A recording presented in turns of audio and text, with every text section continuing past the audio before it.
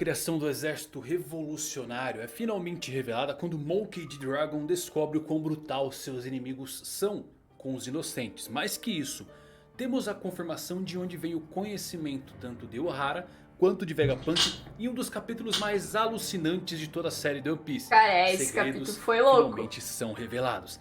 Quer saber tudo sobre essas revelações? Então se liga, eu vou falar disso agora. Não, mas esse Vegapunk, Albert Einstein, o cérebro de saco, depois cérebro de maçã, Fala galera, Evandro Fusari com mais um vídeo pra né? vocês. Como é que vocês estão? Tá acelerado? Não, caralho, o Evandro falou isso tão rápido que eu achei que tava até acelerado o vídeo. Eu duvido você falar que esse não foi o melhor capítulo de One Piece. Ele fala isso em todo Muito capítulo. bom. Sério mesmo, foi um dos capítulos mais dinâmicos, com tanta revelação a cada virada de página que eu simplesmente fiquei de boca aberta com a escrita de Eiichiro Oda. Muitas revelações! A origem dos revolucionários. Jaguar de Sal está realmente vivo. Ele é o homem das marcas de queimaduras. Como isso se relaciona agora com o futuro da trama? O que mais vem por aí? Assiste até o final, tá de explodir a mente esse vídeo. Sério, tem muita coisa legal. Mas antes, dá uma olhadinha nisso aqui, galera. Se liga só. Pois é, você que é fãzão de One Piece, eu tenho uma dica especial. Podem pôr. Nosso capítulo já começa fervendo ali com o bando do lado da Robin, que está indagando se havia mesmo uma cidade futurística no passado. E o Vegapunk Shaka começa então a contar a história de um homem que arriscou a sua vida para descobrir o nome de um reino que foi apagado da história. E ele encontrou uma máquina construída no século perdido. Qual seria essa máquina, hein, galera? Muito provavelmente é o globo de Ohara. E por que esse globo de Ohara com várias luas e planetas poderia ser uma máquina altamente avançada vinda diretamente do Reino Antigo? Porque a astronomia sempre foi usada para se prever o futuro, observando o Sol e a Lua. Foi assim que surgiram os calendários. As rotações e os ciclos dos planetas nos dizem quanto tempo eles levam para refazer isso no futuro. Esse globo de Clover, se for mesmo a máquina do Reino Antigo, pode ser que deveria mostrar algo grandioso que aconteceria agora na história 800 anos depois. E o que poderia ser um alinhamento planetário, talvez até um eclipse. Porque Barba Negra queria tanto a fruta da escuridão. Pensem no potencial desse fruto na escuridão total de um eclipse. Isso também vai muito de encontro com as profecias de Joyoboyo, que é um rei javanês de mitos e lendas que trouxe inspirações para o Joy Boy do mundo de One Piece. Joyoboyo é dito ser um rei justo renascido na idade das trevas do sofrimento para trazer o sol e amanhecer ao seu povo. Mas continuando, Shaka também nos conta a hipótese de que Ohara foi sacrificada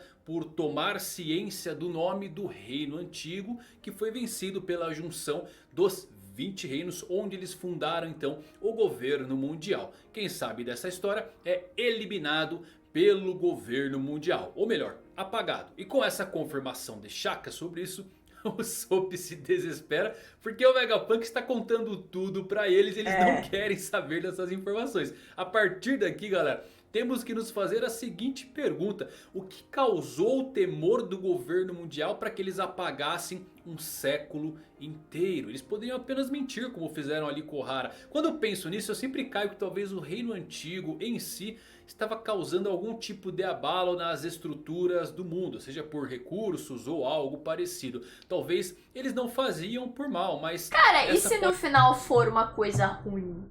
Se no final for um daqueles bagulhos assim, tipo... Não acho que seja, tá ligado? Acho que os ruins é o governo mundial. Mas e se? E se? Imagina? Aí sei lá, tivesse que quebrar o mundo no meio pra conseguir alguma coisa. E daí o governo mundial falou, não, quebrar o mundo no meio não. E aí que começou toda essa parada. Pode ter sido a interpretação dos 20 reis daquela época que se uniram para derrubar o reino antigo. Shaka então afirma que se o governo elimina quem sabe disso, de certa forma acaba sendo até uma admissão de que este reino realmente veio a existir. Mas a Robin diz que não adianta mais porque todo o conhecimento do povo de Ohara foi destruído. E aqui uma surpresa pra lá de agradável. Shaka afirma que a determinação de Ohara ainda está vivo. Mesmo com o governo naquela época rotulando a manchete de estudiosos malignos que planejavam derrubar o mundo, o Vegapunk acabou se dirigindo para Ohara para oferecer flores, pois conhecia o professor Clover. E Robin, assim como nós, se espanta com essa informação. Ficamos então sabendo que Clover já foi um jovem impetuoso aventureiro navegando por todos os blues em busca de livros e textos relevantes do mundo antigo. E em meio às suas aventuras, ele acabou até sendo capturado pela marinha por 10 vezes. É quase um Cara, é engraçado, né, que esse capítulo lançou, tipo, há poucos dias e já tem um monte de imagem colorida como se fosse o anime, né? Clover assim virou o arqueólogo mais famoso do mundo e muitos estudiosos acabaram se juntando a ele em Ohara por conta dessas suas expedições. Ok, eu adorei esse pequeno fundo de história do Dr. Clover, porque preenche tanto do personagem. Saber que ele já foi quase que um Noland da sua época, e mais ainda, ele virou o maior arqueólogo através dessas buscas pelo mar,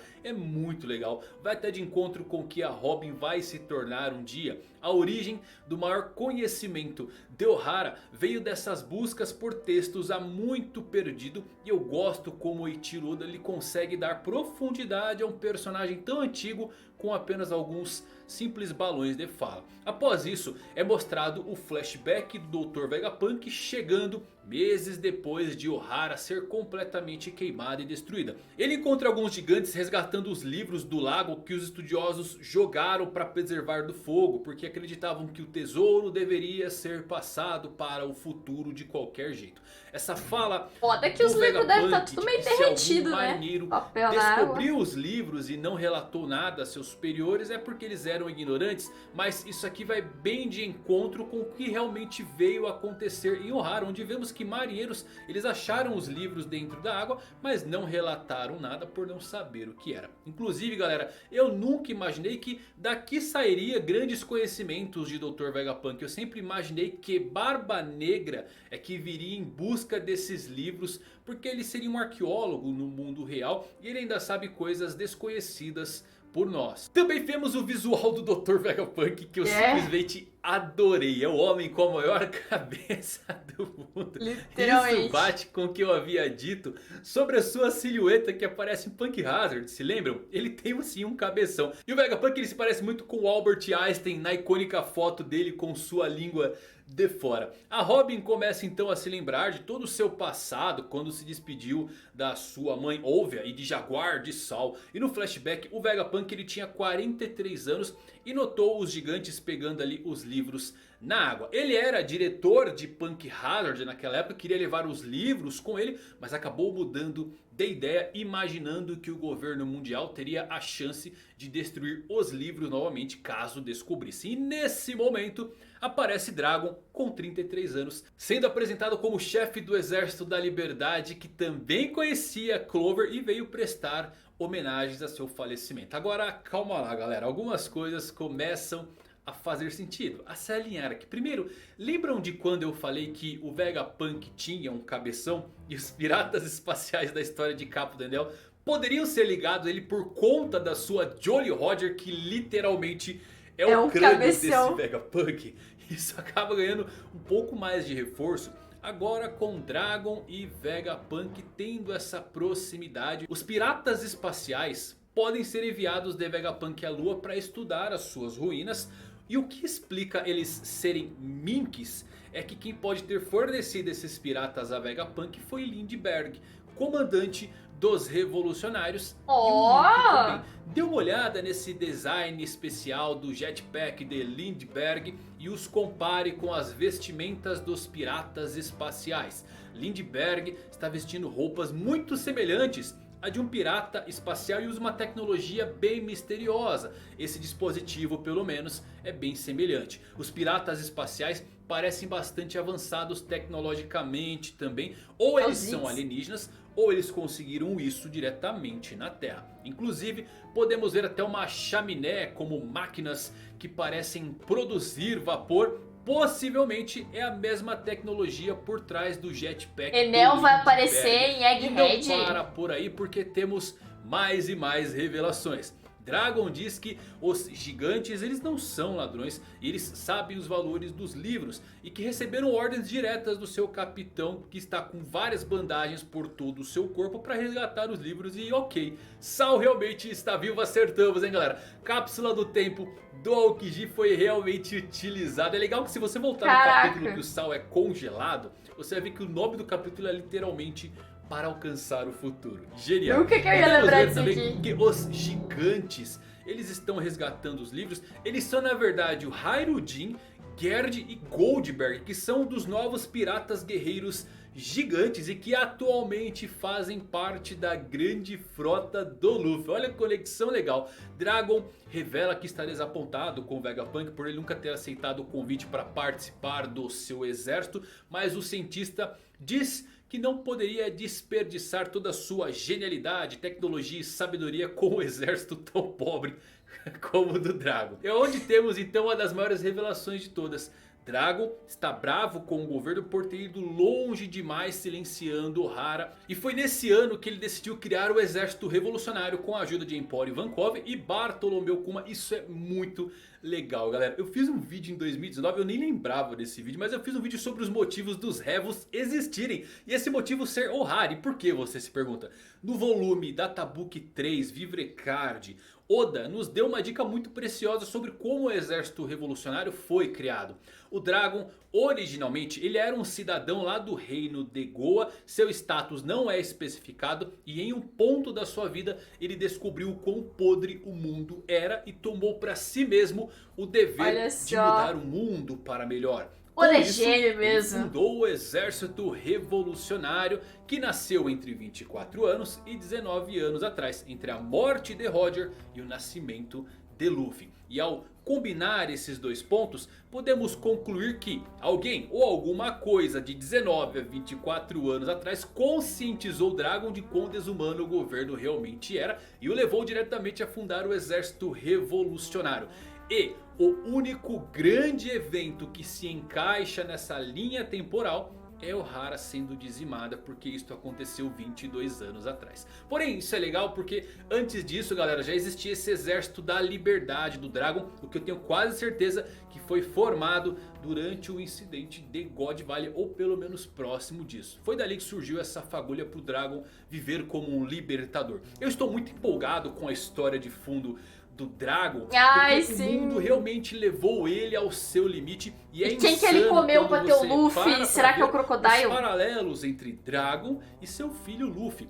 Ambos buscam a mesma coisa, a liberdade. Mas a diferença é que enquanto um busca a si mesmo, o outro luta por todos. Mesmo que haja amigos ou não. Além disso, o Dragon ele viu o lado sombrio do mundo de uma maneira será que era a mãe da Robin? Profunda. Enquanto... será que Luffy e Robin são irmãos? O Luffy, que também viu esse lado sombrio, viu de uma forma mais romantizada. Se quiserem ir um pouquinho além desses paralelos, Garp sempre rejeitou a vaga de almirante ou mesmo almirante de frota, porque ele vivia dizendo que a liberdade deveria operar. Após isso, Vegapunk Shaka afirma que foi secretamente em direção a Elbaf, onde leu todos os livros e ele sabe cada mistério do mundo agora. Ele também fala que o capitão dos gigantes é sim Jaguar de Sal e ele está atualmente escondido. Sal pode ser o homem com as marcas de queimadura que o Kid busca? Quase que certamente sim. Eu realmente gosto agora que os três capitães dos supernovatos vão achar seus próprios caminhos em direção à última ilha. Luffy com Robin, Kid com Sal e Law talvez com Pudim em seus 3 olhos. Porém sabemos que os segredos do mundo têm um preço muito alto e por isso o Vegapunk sabe que o governo mundial vai querer matar ele somente por contar tudo isso aos chapéus de palha. Eu já quero, o Robin então agradece. Eu também agradeço o Vegapunk por não ter deixado a batalha de Ohara ser em vão e nos jogar essa enxurrada de informações. E com isso o clone dos cientistas leva para algum lugar ainda não revelado. Enquanto isso lá no ferro velho da Fabrio Phase, o Luffy não consegue entrar no robô gigante. Eu entendi, tá em gringo. Hi, I speak Portuguese, but I love One Piece too. Yeah. Vim hoje trajada, né? No One Piece O aqui. Chopper, como ele deveria se mover, se era por algum tipo de comando de voz ou dar apelidos para o robô se mover. Mas nesta hora há uma grande luz, um grande tremor dentro do robô e uma pessoa é teletransportada para ele, presa com o corpo pela metade dentro do robô. Essa pessoa é ninguém menos que o verdadeiro Dr. Vegapunk, que orienta eles como usarem os Donshuis, os sapatos Pô, mas voadores. tem uma... Isso aqui eu não tinha reparado no mangá, tá ligado? Mas alguma coisa acertou o bicho aqui. Pode ser que seja só uma armadura de gigante mesmo, não seja um robô, né?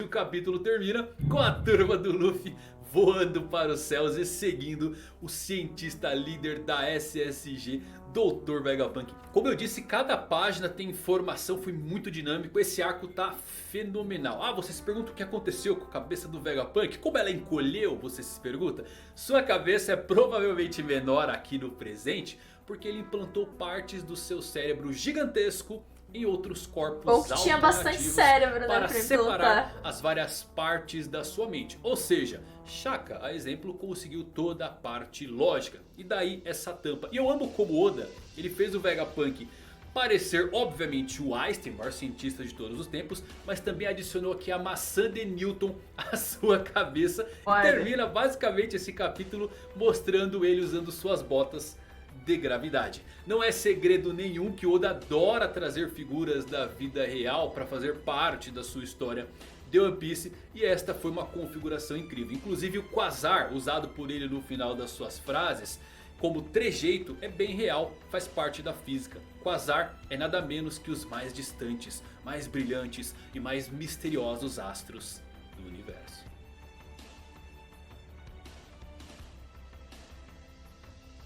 Minha cabeça tá assim, galera. Esse capítulo é daqueles que vale você reler duas, Eu tô três, sentindo quatro, que minha cabeça 5 vai vezes. Esse arco aumentar tá também. muito dinâmico, muita revelação legal. E eu acho que agora conseguimos entrar um pouquinho na linha de raciocínio do Eiichiro Oda, conforme vamos acertando algumas coisas, como o Sal está vivo, ou outros pontos de conexão, como a origem aqui dos revolucionários. Tudo está na linha temporal, só precisamos unir esses fragmentos. É isso, eu espero que vocês tenham gostado desse vídeo, que possam fazer boas teorias. E por favor, compartilhem aqui, coloque seu review aqui nos comentários, quero saber o que você pensa. Até a próxima, meus amigos.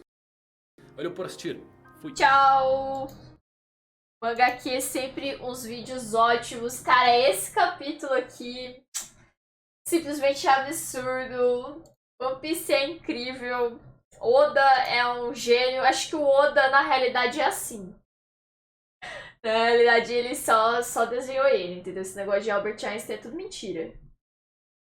Foda, foda demais. Não aguarda aí, né? Pro da semana que vem. E agora real, assim, as histórias, os mistérios, né? Sendo explicados. Nossa, hype demais. Hype demais.